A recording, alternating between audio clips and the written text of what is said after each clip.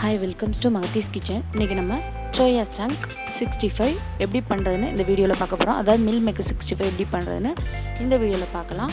அதுக்கு தேவையான இன்க்ரீடியன்ட் என்னென்னு பார்க்கலாம். ஒரு 100 கிராம் அளவுக்கு சோயா சங்க் மீல் மேக்கர் எடுத்து வச்சுக்கிறோம். ஒரு 3 டேபிள் ஸ்பூன் அளவுக்கு கார்ன்ஃப்ளவர் எடுத்து வச்சுக்கிறோம். ஒரு 3 டேபிள் ஸ்பூன் அளவுக்கு அரிசி மாவு, ஒரு 3/4 டேபிள் ஸ்பூன் அளவுக்கு சிக்கன் 65 பவுடர், அப்புறமா ஒரு 1/4 டேபிள் ஸ்பூன் அளவுக்கு சில்லி பவுடர் எடுத்துக்கிறோம். ஒரு 1/4 சைஸ் லெமன் எடுத்துக்கிடுவோம். அப்புறமா ஒரு 1/2 டேபிள் ஸ்பூன் கொரியாண்டர் பவுடர் எடுத்துக்கலாம். ஒரு 1/4 டேபிள் ஸ்பூன் அளவுக்கு கரம் மசாலா, ஒரு டேபிள் ஸ்பூன் அளவுக்கு ஜிஞ்சர் கார்லிக் பேஸ்ட், இஞ்சி பூண்டு பேஸ்ட் எடுத்துக்கலாம். அப்புறமா தேவையான அளவு உப்பும் எண்ணெயும் சேர்த்துக்கலாம். இப்போ அடுப்பில் கொஞ்சமாக தண்ணியில் நம்ம மீல் மேக்கரை ஆட் பண்ணிக்குவோம். ஒரு கொதி வர்ற வரைக்கும் அது நல்லா வேகட்டும்.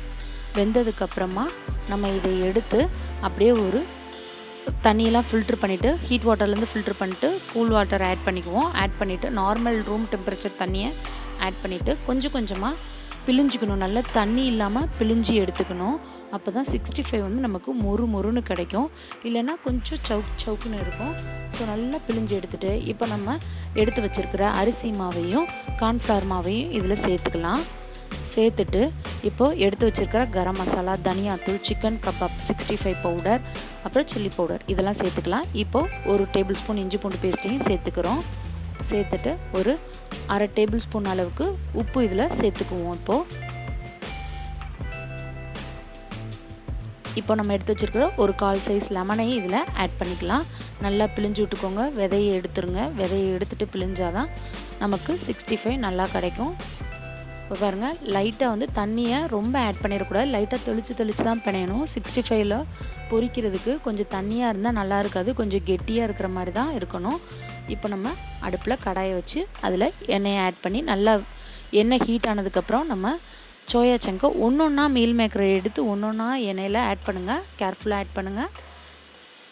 கையில் எண்ணெய் பற்றாமல் கொஞ்சம் கொஞ்சமாக ஒன்றா தான் தனித்தனியாக ஆட் பண்ணுங்கள். அப்போ தான் நல்லா குண்டாக நமக்கு மீல் மேக்கர் 65 கிடைக்கும். இப்போ மெதுவாக கொஞ்சம் வெந்ததுக்கப்புறம், லைட்டாக வெந்ததுக்கப்புறம் தான் நீங்கள் திருப்பணும்.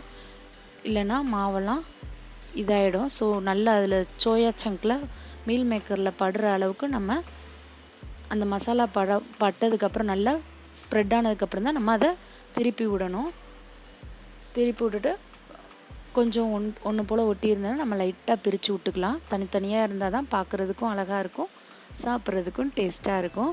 நல்லா கோல்டன் ப்ரௌன் கலர் ஆகிற வரைக்கும் லைட்டாக திருப்பி விட்டுட்டு எடுத்துருங்க.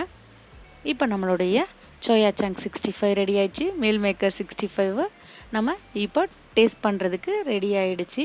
இந்த மாதிரி 65 நீங்களும் பாருங்கள், நல்லா சூப்பராக கலர் வந்திருக்கு பார்த்தீங்களா. நீங்கள் 65 பவுடரோட நம்ம சில்லி பவுடர் ஆட் பண்ணால் தான் நல்லா கொஞ்சம் கலர் கிடைக்கும். அதனால தான் நான் கபாப், அதாவது 65 பவுடர் எடுக்காமல் கொஞ்சமாக சில்லி பவுடரும் கொஞ்சம் எடுத்து வச்சுருக்கேன். இந்த வீடியோ பாருங்கள், சூப்பராக இருக்கா. நம்ம 65 ரெடி ஆகிடுச்சு. இந்த மாதிரி நீங்களும் ட்ரை பண்ணி பாருங்கள். ட்ரை பண்ணி பார்த்துட்டு உங்கள் கமெண்ட்ஸ் எங்களுக்கு மறக்காமல் சொல்லுங்கள். இந்த வீடியோ உங்களுக்கு பிடிச்சிருந்தால் லைக் பண்ணுங்கள், ஷேர் பண்ணுங்கள், கமெண்ட் பண்ணுங்கள். அப்படியே எங்கள் சேனலை சப்ஸ்கிரைப் பண்ணுங்கள்.